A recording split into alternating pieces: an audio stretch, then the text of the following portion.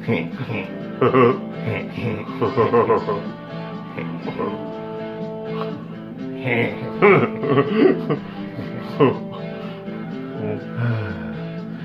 no DQ. Support no DQ. Welcome everybody to What's NXT for March 13th, 2019. I am your host, the Rated R reviewer Stephen Osborne, joined as always by the General Jerry Slaughter. Good evening, wrestling fans. And tonight we had 3 matches on this card, 2 of which were the semifinals for the Dusty Rhodes Classic to determine a #1 contender for the Tag Team Championships. Yeah. However, the other match was also to declare a #1 contender, in this case for the women's title, NXT Women's Championship, held by Shayna Baszler. We get to see a little bit of her. We get to see some really good tag matches. I think this is going to end up being a great show overall for everybody. Oh, yes. Even though it didn't have 4 matches, and it barely had anything else. We had like 2 interviews. Other than that, not really a lot. I was about to say, even most of the losers in these matches came out looking pretty good. So. Yeah, really good matches. A lot of notes. But before I get into that, what did you think about the show? I thought it was pretty well balanced out. We pretty much got a sandwich is what we got. We got the 2 semifinal matches and the women's match right in the middle. Really awesome bread and good filling, not the best. It wasn't the best filling. Kind of gamey. When it's the NXT women's division and it doesn't directly have Shayna Baszler in the match, it seems to just fall short because she's there, man. And in this case, she was out there, but we will get to that. First up, again, the semifinals for the Dusty Rhodes Classic. This is the round with Mustache Mountain versus the Forgotten Sons. So we've got Trent Seven and Tyler Bate. We've got Steve Cutler and... You almost got it. Come on. Wesley Blake. Yes! Awesome. And Jackson Riker is with them. And this, surprisingly, and I keep saying that because of the Forgotten Sons, but they keep proving that they can at least go out there and take some moves. That's the thing with the Forgotten Sons. Like, even they were saying, like, if the Forgotten Sons beat Mustache Mountain, this would be an upset. Forgotten Sons are, like, established enough now that they shouldn't be saying this. Are they? Are they really? They've been a team long enough that you're actually supposed to have some expectations for them. But if you've been a bad team that long enough, come on. Where are their significant wins until they got to this tournament? They had a couple of wins because we know they did. Profits. Because we kept talking about how Jackson Riker wasn't getting involved. Yeah. But in this case, he kind of did. In fact, he actually directly got involved in the match, kept a pinfall from occurring by putting somebody's leg on the ropes. Once we figure out the name of the guy with the big old new tattoo on his back, we will be able to tell the difference between these two on the Forgotten Sons side. It's pretty much like watching the Edgeheads, but like Kurt Hawkins and Zack Ryder when they first started hanging out with Edge and they had the long blonde hair, even back when they were the Majors brothers in OVW. That's how they worked. Like, you couldn't tell them apart. It was nuts. So I've got a few notes for this match. I think like 4 or 5, some shit like that, because a lot of this match was good, but so much of it was stuff that I've already seen before. We didn't really see much of anything new. It was more or less Mustache Mountain doing their usual like tag team shtick, and then you had Forgotten Sons pretty much doing everything we've seen out of them so far. We saw a few new things, and I've written down a couple, at least one. But, no, 2. 2 things that I hadn't either haven't seen before or hadn't noticed before, because you said you saw one of them. So we had Bate with the inevitable double airplane, and with these 2 guys from the Forgotten Sons, with Riker or with Blake and Cutler on his shoulders, he looked like he was just barely holding it together. I was about to say, like, he didn't really spend too many times, so I don't think it was nearly as effective. It wasn't effective at all. But it was fun. It was a fun spot to watch, at least, because you just had that holy shit moment, that the fact that he's holding both of them up at the same time. But the whole spin thing. Yeah, the speed he can spin one guy kind of helps him a little bit. Yeah. You know, the centrifugal force, actually lightens the guy because he's spinning, or his weight's going outwards. Yeah. At the same time. but he can't spin that fast with two guys on his shoulders. Mm-hmm. There's no helping him out here. No. And he gets a couple of spins. Sure, then possibly starfishing out, but I see that happening, a little eagle action. But after that, he hits that double Hurricane Rana. I had never noticed that before, I guess, because apparently I've seen it, because I've seen everything he's seen. Mm-hmm. Maybe I wasn't paying attention. But this caught me by surprise. I was like, that was pretty awesome. Yes, like I said, a double Hurricane Rana. Cutler and Blake are standing really close next to each other, and he gets one leg on one guy, one leg on the other, and Hurricane Rana is both of them. Mm-hmm. And I'm like, what the fuck? That's the thing. Contrived as hell. That's the thing. Tyler Bate never ceases to amaze me in matches regardless. It could be a singles match. It could just be him in a ring, just like, wrestling an invisible opponent, and I'd still be just entranced by it. Yeah, for me, Tyler Bates become the antithesis of Zach Gibson. Yeah. Or even better, Jordan Devlin. Jordan Devlin, I love to hate. Yeah. But Tyler Bate, I hate to love. Yeah. I really hate to enjoy this guy. Since we don't really have Gargano in that spot anymore, he's the most sympathetic face you could really get in the company at this point. So let's see. I've got Tyler Bate with a corkscrew senton for a near fall. I don't think I've ever seen a corkscrew senton like that. Mm-mm. I keep leaning out of frame to check my notes. I'll bring my notes up. So we got the attempted Peter Pan off the ropes into Dragon Suplex by Trent Seven. But they got a near fall because that's where Riker puts the foot on the bottom rope. Yeah. That's his involvement in the match. This is why he had to take off his jacket. So at this point, you figure that Forgotten Sons are gonna win because otherwise they should have won there. Yeah. So Mustache Mountain go for that double team move where Bate goes up top and Trent Seven's got the guy in a torture rack, but I think somebody knocked off Cutler. Tyler Bate. We forgot. We also forgot that Jackson Riker had more involvement in this match because after Tyler Bate comes off the top rope, he lands on the outside and catches a double axe handle to the face by Jackson Riker, which I guess the ref didn't see. We don't know. We didn't see what the ref saw, and they didn't give us a camera angle on the ref for a couple of seconds. That was real smart. So he might have seen it, but just, oh, I didn't see shit. That's not in the script, sir. And then we got that inverted DDT with the double stomp. I can't tell you who was doing what, but we'll figure it out. I'll figure out who's got the tattoo. I figured out which Uso's which. Very good. Ladies and gentlemen, on their arms they have tattoo sleeves. And Jay has got the cross. Yep. And the way I remember it is, because when I see the cross, I just picture the letter J. Just follow it up at the bottom. Yeah. And J is J. Okay. Period. J is J, the one that doesn't have any distinguishable big standout markings on his sleeve. That's Jimmy. See, this is what happens when you watch our programs. You learn something. Shit. Yeah. So, Forgotten Sons move on. That makes sense because we've got basically two babyface teams on the other side of the bracket, so they need a heel team to verse.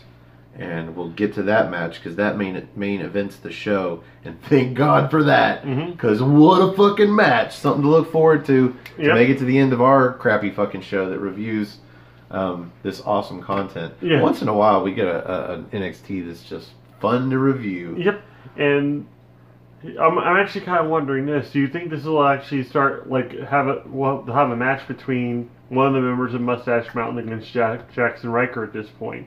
And who would you rather see face Jackson Riker? Would you see? I'd rather see a triple threat with one of the members of the Street Profits.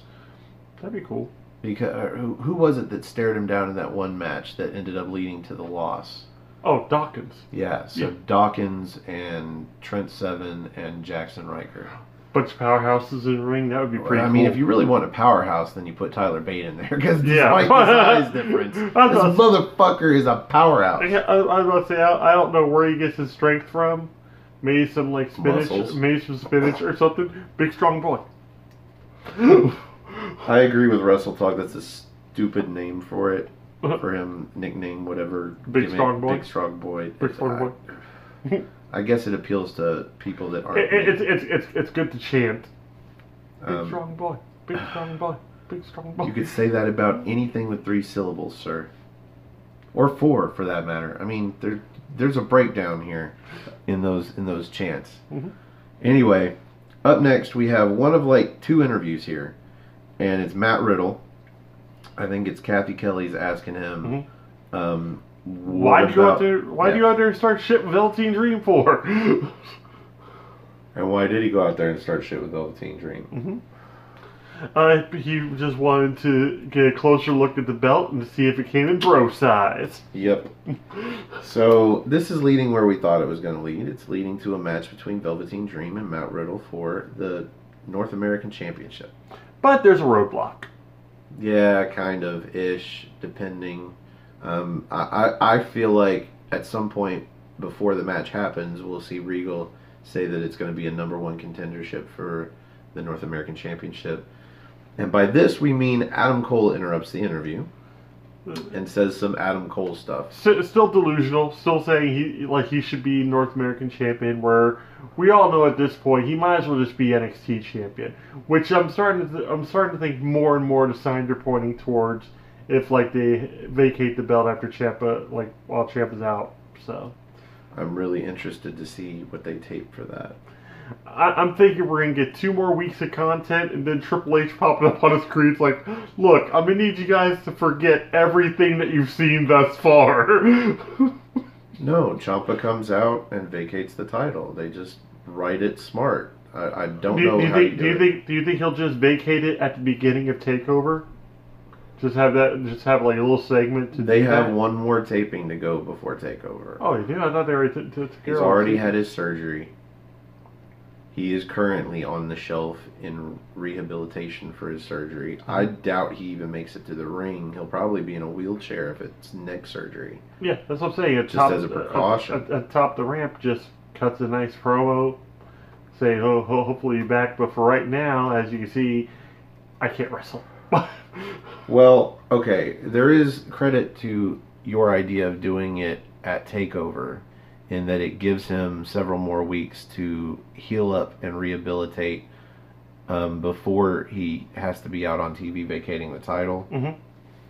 But there's also, I feel like you want to do it as soon as possible to make the build for TakeOver as big as you can, given the fact that now you have to change the plans, 3 weeks away? Mm-hmm. I think they'll have 2 or 3 episodes before we get there. I swear, this is Turbo Man on Christmas Eve all over again. So up next, we've got Shayna Baszler coming out to join the announce team for the next match. So that tells you it's going to be a women's match, and this is the aforementioned #1 contendership match. We've got Io Shirai versus Bianca Belair, and I forgot to underline nobody. Why does he mean nobody? We'll get to that in a minute. But as Stefan actually alludes to, that we were talking about. Alludes. Yeah, alludes. I'm using your word. Favorite word. Yep. We're still. Other than the butt. We're actually still pretty high on Bianca Belair, and her entrance is probably one of the best female entrances that there are. Yeah, I don't even really listen to that kind of music, but I do her entrance. That whip crack, you automatically know it's her. It's a weak whip crack. It's a weak whip crack. That lets me know who it is, but then as soon as the music starts, it suits her. It fits her. Just the cadence of the tune and the tempo of it. He doesn't twerk or anything, but you can tell it's in his head. It's going. I bob my head to it. I admit it. So I've got a few notes here. This was, for the most part, a basic middle of the card buffer between 2 matches that are going to make you get up out of your seat and to watch. But there were some good spots here. First spot, they're both outside, that I have. And Bianca Belair has got Io Shirai up like she's going to do a power bomb, maybe to the apron. No. Tosses her backwards, right into the ring steps. Face first into the ring steps. That was pretty cool. I've got a Belair counter to Io Shirai went up for that amazing moonsault, and she gets the knees to the gut, and a wicked spear. Telegraphed it like crazy. Yeah, well, I mean, it's a moonsault. Yeah. And she's a babyface, so she's going to pose. So that gives Belair plenty of time to just get her knees up. And then she follows it up with a wicked spear, but no pin. This is where they're both down. And then this is where Shayna Baszler drops the headset. And I called this at the beginning. I think Jerry spurred that. But, yeah, I was like, yeah, Baszler comes in because she's out there right now. Yep. So she's going to come interfere. And he thought maybe Duke and Shafir would come out and do the dirty work first. And I'm like, nope. Nope. We need to forget about them and not bring them out until they are ready to win a match. I thought that was going to happen. I just hoped it wasn't going to happen. It didn't happen, so we're good. Oh, yeah, this was great. Baszler comes out and basically makes everybody pass out. Yeah. She takes out Io, throws her outside, and then she picks up Bianca with a choke. A Kirifuna, I think, Yeah. clutch. Chokes her out. And then Kairi Sane comes out to confront her. Just in street clothes, jeans and shit. First pointing out to the ring and winding up. Yeah, she comes out onto the stage, and instead of running out there to actually help a motherfucker, she's on the stage like dancing on her toes, like she's revving up to run, like she's Speedy fucking Gonzalez. You know, like arriba, Full speed ahead. Which gives Baszler time to react, and she puts the fucking Kirifuda clutch on her too, makes her fucking pass out. Io Shirai gets up while the clutch is on and attacks Baszler. Gets a little bit of offense in, yeah, but not nearly enough. Throws Baszler out of the ring, but she made the same mistake Baszler did. Baszler threw her out of the ring and forgot about her. Well, Io Shirai threw Baszler out of the ring and then turned her fucking back, and she should not have done that. To go check on Kairi Sane of all people. It's like Kairi Sane's out cold. It's like you don't worry about that. You just stare down Baszler until she leaves. So the hat trick of Kirifuda clutches and Io Shirai's out too. Mm-hmm. And you have Shayna Baszler just walking around like she's at a kindergarten nap. She owns the place, and that's how she walks around. Mm-hmm. Like so. Like a boss. And I don't understand why they put Kairi Sane in this point, because we're gonna get an announcement about this in a moment. But I don't know why Kairi Sane needs to be involved. She essentially wasn't even helping Io Shirai at that point. She was helping Bianca Belair, which doesn't make any sense. My thing is, at this point, I would have been happy with just a triple threat match, because you know me with my styles of wrestling. I like the idea of if it's a triple threat match, you have to have one of each style. You need to have your aerialist, you need to have your strong person, and you have your submissions expert. And you have all three of those in this match, and then all of a sudden we throw a fucking pirate in? But like you said to me, as long as Kairi Sane doesn't win. Yes. As long as Kairi Sane doesn't win, I'm good. So before our announcement, it wasn't even it was like an aside to an interview. Before our Shayna Baszler interview, we get an announcement. Next week we're going to have Keith Lee versus Dominik Dijakovic. They had announced that it was going to be in 2 weeks. Mr. Jakov. But they just did a quick recap of this. What was the words that they used? Heated rivalry, or like yeah, something like that. But same time, it's like, okay, they've had one match and they've had one altercation since then. It's kind of a lukewarm rivalry. It's just a really cool match. That was a great match. I would call this a heated rivalry. I mean, he came to the Performance Center and called him out and said, "Hey, wrestle me now." And Bugenhagen's like, "Whoa, we can't do this." Whoa! You must go! When do we get more Bugenhagen? Oh, seriously, when do we get more Bugenhagen? I am itching for my fix. I mean, like, next week we're probably going to get the finals. We're going to get Keith Lee versus Dijakovic. Why not throw a Bugenhagen match in there while we're at it? Please. Maybe they make that don't make that the opening match. make Keith Lee and Dijakovic the opening match, then Bugenhagen in the middle. No, yeah, and then a women's match in there somewhere. Yeah, probably some sort of women's squash match, and then we'll have the finals for the Dusty Road. So Kathy Kelly catches Shayna Baszler, outside on her way leaving the arena. And we know what this is going to lead to. And she's like, "Hey, what's up? What was that all about?" And Baszler. Basically, it's your typical. I'm making a statement. None of those women in the ring and none of the women in the back deserve a chance at my championship, and I'm just showing you that. I just made everybody pass out. Here's where she made her mistake, and here's where I knew it was going to become a fatal 4-way. Like instead of like the triple threat that I had in my head, she said not a single woman back there. She implied that it was only going to be one opponent for her. So if I'm a female wrestler in NXT, I'm wishing that I had run out there to help fucking Bianca Belair against Shayna Baszler, because if I'd have been in the ring, I would have been added to this match. Could have been a fatal 5-way, could have been a 6-pack challenge. I'm about to say like a 5-way ladder match. Anyway, we are getting that fatal 4-way at TakeOver, and I think it actually lowers how much I want to see the match, because I know now as a fatal 4-way I'm going to see much less of Shayna Baszler. Mm-hmm. So that's like 50% less Shayna Baszler. I'm wondering if that's gonna. Well, naturally, it's already gonna like take a effect on my prediction that I want to have the 5-way ladder match for the vacated NXT belt. But at the same time, I think that will probably take away from it, since we're going to get a fatal 4-way probably like right before that match. So it's just going to be too many people. So our main event of the night, Ricochet and Aleister Black versus Johnny Gargano and Tommaso Ciampa, DIY, coming out as DIY to their entrance with new t-shirts. Oh, the old t-shirts just brought back.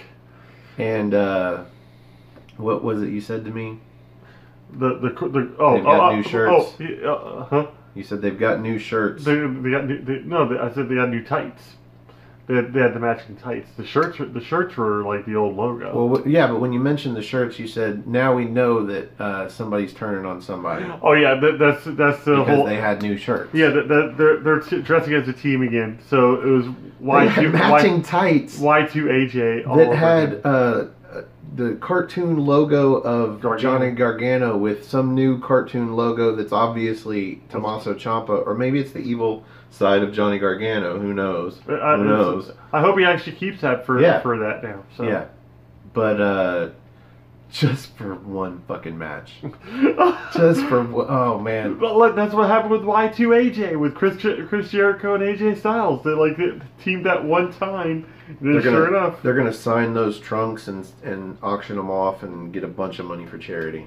That's what they should do, because those were one-time use. In this case, oh god, it was brilliant. And you might think that we just spoiled what happens here, but trust me, so much more, so much more. I have almost a page's worth of notes on spots on this match. So before I break it down. What were your thoughts on the main event? I already knew this match was going to be special, because we got the 4 competitors from the double main event from NXT Phoenix. Because you had Aleister Black versus Tommaso Ciampa, and you had Johnny Gargano. Versus Ricochet. Yeah, versus Ricochet, because that's where he won the North American belt. Lost it to Velveteen Dream on his first defense. Which Mauro Ranallo was keen to remind us of, and it kind of made me hate Mauro Ranallo just a little bit. I love Mauro Ranallo, but the best commentator in any brand. But then he gets excited about stuff, and then you kind of forgive him. I don't know. That was a bummer, man. It's like, come on, man. It's like, don't kick me in the nuts, Monaro. The wound was almost healed. You're breaking my balls, Monaro. So, Monaro. Yeah. What did you think about the match? The match in general, I just thought was brilliant. It was excellently paced. There's a whole bunch of story in it, naturally, and even the story is kind of misleading at the same time. So that was really great. And you got to see more of Ricochet and Aleister Black like as a cohesive unit versus like two superstars that just kind of got put together. And like I said, I think it'd be really cool if they actually started doing their entrance more together, and like both them do the springboard into the ring with the Indian style at the end, just sitting next to each other and just kind of look over each other like this. Yeah, It's fitting though, and it's weird that they recorded this before. Obviously, Ciampa's injury came to light, and a lot of the Raw and SmackDown tapings or live shows happened. I think this was actually like the where they actually kind of broke the ice on it, and then they I guess the higher ups saw how great of a team they were, and that's why they ended up doing it that way. Well, I have to assume that Aleister Black and Ricochet are going to get a much heavier push as a tag team than they were originally going to get, because now they don't have Gargano and Ciampa to push as DIY. Yeah. So, that was perfect. We get to see them, and it looks like they're evolving from. It's almost like they purposely kept from doing that on the Raws and SmackDowns where they've had tag team matches, so that it looks like it was something new for a pre-taped event when we watch it 3 weeks later.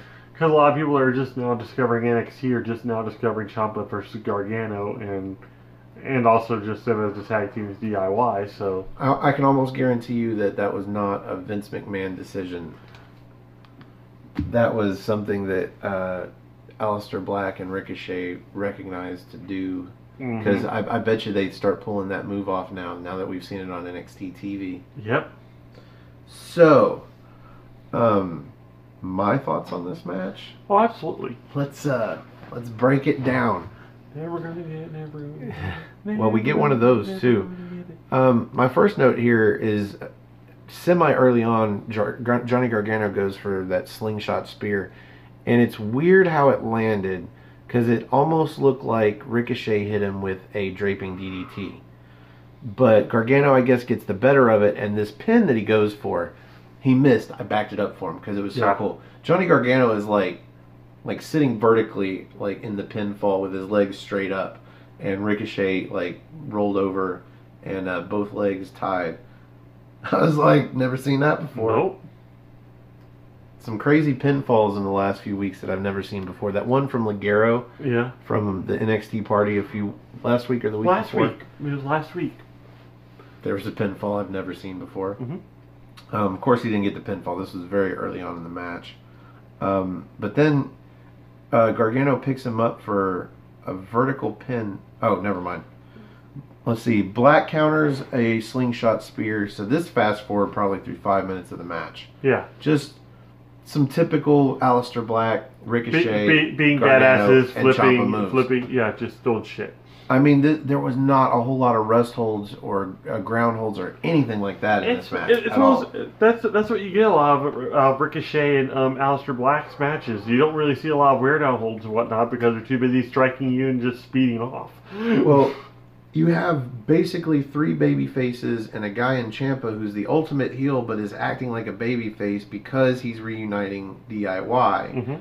So there's no heels acting in this match to put on a lot of rest holds. So this was actually a really good match in between, just not a lot of spots to make note of. Yeah.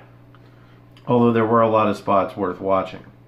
So Black counters the slingshot spear this time with a wicked knee, and then hits Johnny Gargano with what I can only call a vertical neck breaker. It looked like it was supposed to be a brain buster, but it came down so quickly and almost awkwardly that it became a neck breaker. Yeah, commentary called it a brain buster, but when Black dropped him, he kind of dropped him a little bit to the side and executed a neck breaker. I believe he let go of the body and he brought his arm up. This was a vertical neck breaker in my opinion. And that might be a move that I just tag now. A vertical neck breaker. Trademark vertical neck breaker. So I've got a spot where Ricochet goes for a moonsault to Gargano off the top to the outside. Gargano dodges this. Ricochet kind of lands on his feet, kind of doesn't, does a roll backwards through it, gets on his feet, runs toward Gargano, catches a wicked super kick. I was about to say, that resonated. Oh, man. That was the acoustics on that one were just nuts. See, Black goes up top. He jumps over Gargano trying to sweep the legs, but he goes up to the top rope. Ciampa comes up from the other apron, catches him with a fist, grabs him by the head, drops him with the Tower of London onto the apron. And Nigel pretty much wet himself at that point. Yeah, he's seen so many Towers of London over the last 2 weeks. It's just Well, crazy. Tower of London and Jawbreaker Lariats, those were his bread and butter. So Gargano gets back up on the opposite or the other apron, jumps in for a slingshot DDT to Black, and while he goes for this near fall, Ciampa catches Ricochet coming in and hits a draping DDT on him. Yeah. Black kicks out though. Yep. It is not the end of the match, not even close. Let's see. Gargano puts on the Gargano escape on Black, and then Ciampa does this wicked armbar. It's like his version of a front chancery, but to the arm. Yeah. For this armbar, and Ricochet ends up countering it, picks him up into a Death Valley driver that he hits onto Gargano's knee, breaking up the Gargano escape, but taking Gargano out of the match for the rest of the match. He rolls out, and you automatically see a concern on Ciampa's face. Yeah, I think he tags in Ciampa before he rolls out, but he rolls to the outside, over towards the barricade. He's holding his knee. Ciampa comes out, checks on him, and he's like, well, obviously you can't go, so I'm going to have to do this. But naturally, this is the part where your wheels kind of start turning.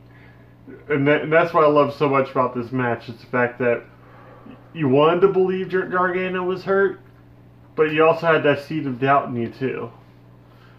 So here's the breakdown.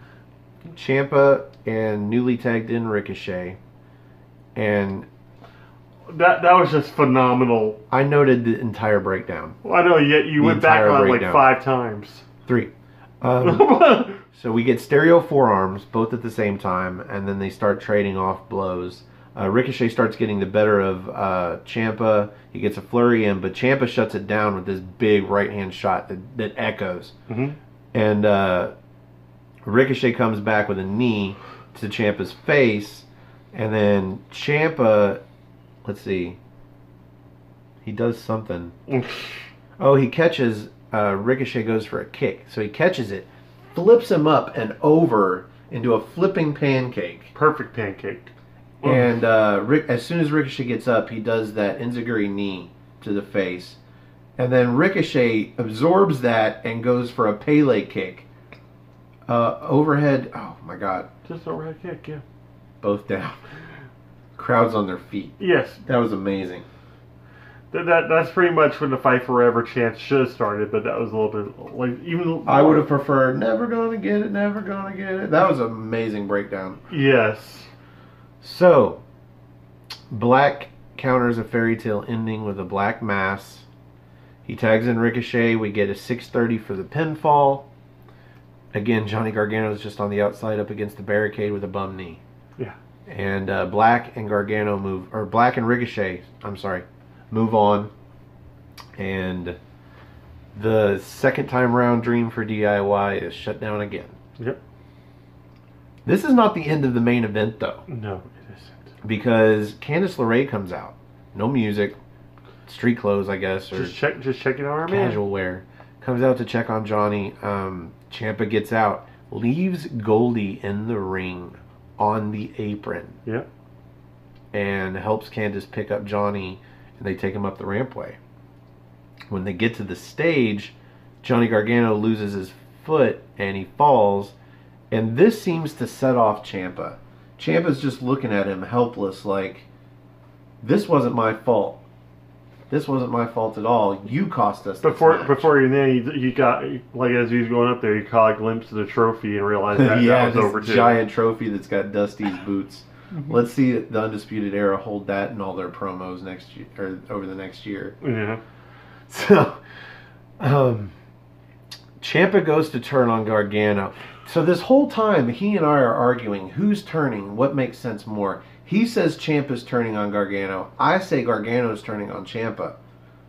Who knew we were both going to be right?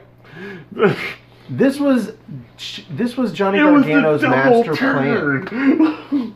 It was not even a double turn. They were, because Ciampa goes nowhere. He's still a fucking asshole heel. Yeah. Greatest heel on earth.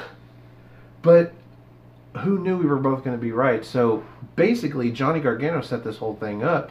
He took the opportunity to feign a bum knee to not only lose the match, because he's not interested in the Dusty Rhodes Classic, he's not interested in the Tag Team Championships. He wants the NXT Championship. He wants to finish that chapter with Johnny with Ciampa. He wants that. He wants to be the one that unseats him.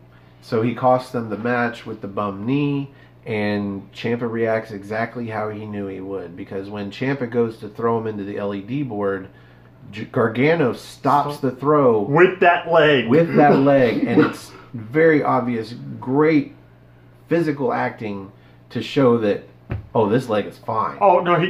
First he get that huge grin on his face because he knew exactly what was going to happen. He turns it around and throws Ciampa into the LED board, and as he's taking liberties on a fallen Ciampa, Candice LeRae's in the background looking like the cat that ate the canary. Like, she knew all along this was the plan. Not sure if that's the case or not, but that's how she looked. She looked very happy. Yeah, I was about to say that you could think that this either happened in the spur of the moment of the match, or it's been calculated since that DIY was in talks even getting back together. Gargano's probably had these wheels spinning in his head this entire time, and that's why he told Candice that he had everything under control. He knows what he's doing. He's been calculating this probably since he was out with the injury in the first place. He can only have started calculating it from the time Ciampa gave him the opportunity to reform DIY for the Dusty Rhodes Classic. Either way, I'm happy with the way this turned out. But I could see him putting that together. Oh, I'm going to turn on him and get that fucking title off your shoulder. The opportunity presented itself and reunited DIY and letting Ciampa get his guard down. Because Ciampa really had to work to convince Gargano that this was a great idea. The fact that Tommaso Ciampa left Goldie on the ring apron. Yes. That was a big selling point for me, is the fact that Ciampa was completely in this. Ciampa did not decide to turn on Johnny Gargano until they were on the stage and Gargano's leg failed again. And he saw that trophy and he knew that he had the opportunity to be both the NXT champ and one half of the tag team champs at the same time. And Goldie was going to bring a friend. And now that he didn't have Gargano to use to that end, he turned on Gargano. He did exactly what Johnny knew he was going to do. Mm-hmm. This was awesome. Yes, the payoff for that was just huge. However, that is the end of the awesome, because after this, we know Tommaso Ciampa has got a neck injury. He had surgery. He is not going to be able to compete. Why'd you have to do that? I keep on telling myself, it's not the case. It's not the case. It's going to happen. But think about the first time when Tommaso Ciampa turned on Johnny Gargano, and then he was injured for the leg injury. Yep.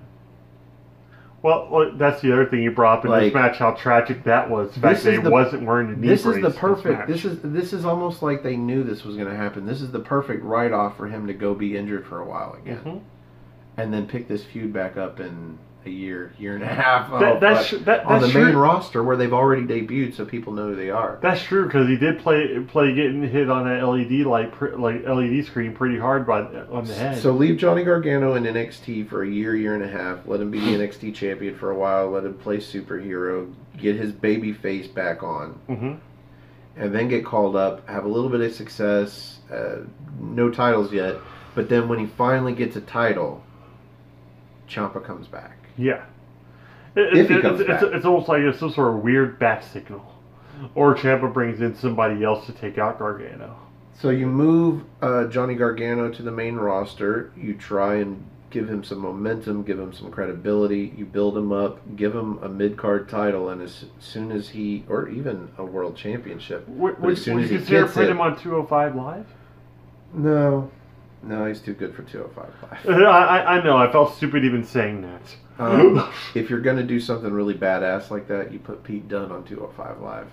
I was about to say. But Gargano, yeah. So Gargano is not pre-show. You build up Ciampa through Gargano, because as soon as Ciampa comes in and you reignite this feud, Ciampa's going to get the rub. Yep. So that brings us to the end of the main event. And here on What's NXT, we rate the main event using the General's 5-star rating system. And Jerry, you always go first. Where do you rate this main event? All right, I was already high on this match because of the competitors involved. Like that alone, like each of them get a star just for being in the match. So it was automatically starting off as a 4-star match. Then the action in it was was great in general. And then you had the story with Johnny Gargano's knee. You've got me high on stories lately. So so that kept the wheels rolling. At the same time, it turned almost into a handicap match, and Ciampa held his own for a while there. For a minute. For a minute, and then he tried to take them both on, and just didn't work out very well. And and then the payoff for me, even though the match was over, was the aftermath of the match.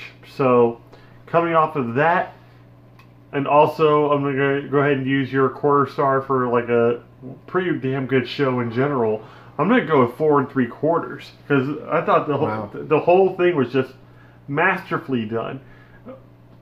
Fuck it, 5. I'm going to go with 5. Wow. I'm going to go with 5 on this one because because of Gargano at the end. I love I love it when a plan comes together. This was obviously a plan, and it was great. It was just good television. It builds back up that rivalry that we don't get to see the end of, but I don't care because this match was great. This could have been either one of our predictions, and somehow it ended up being neither and both at the same time. Mm-hmm. Gratifying. Amazing. It was gratifying. I was gonna agree with you on 4 3/4. I really was, based off of everything. And I'm a guy that loves stories. There are so many stories built into this match. They didn't even really touch on the fact that, like you said, they were the co-main events of the last NXT takeover, other than to mention the fact that Ricochet lost the NA title to Gargano, who lost it in his first defense. This was Mauro Ranallo. So at least I remember it because of that. Yeah. But they didn't even really talk about that story. But there's so many stories built into this match, let alone the one they told. Let alone the awesome match from bell to bell. Mm-hmm. So I'm going to agree with you at 4 3/4. And off of an awesome show, I'm going to bump it up to 5 stars as well. We have our first perfect. Wow. First unanimous, as far as the word unanimous applies to only 2 individuals, but the first unanimous 5-star main event here on What's NXT. That's a celebration in of itself. However, in 2 weeks? Yes.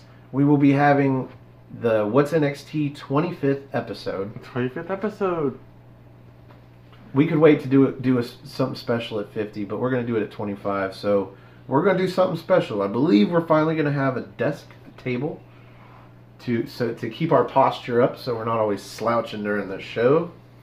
I think that's the only thing a table's going to do, unless I want to put my notes out on it. That would be nice. That'd be better. That or just put a laptop in front of you, then just put the notebook in front of it, so it always looks like you're looking at your laptop, but you're really not. But you're really not. No. I have my own.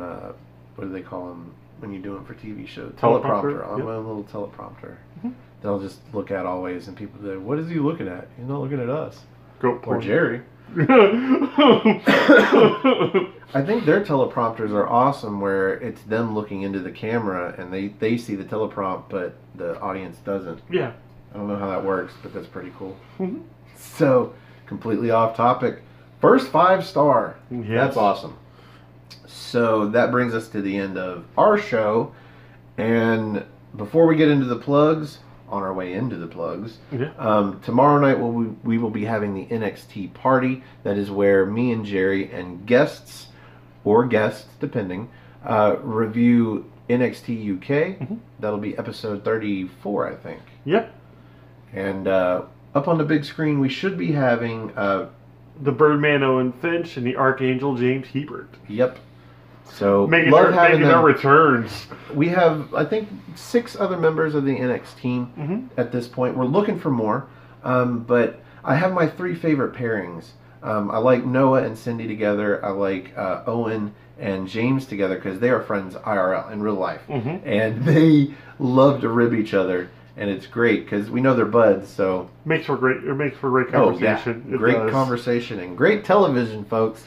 And Colin and Chris. They are great together. Super knowledgeable, super great guys.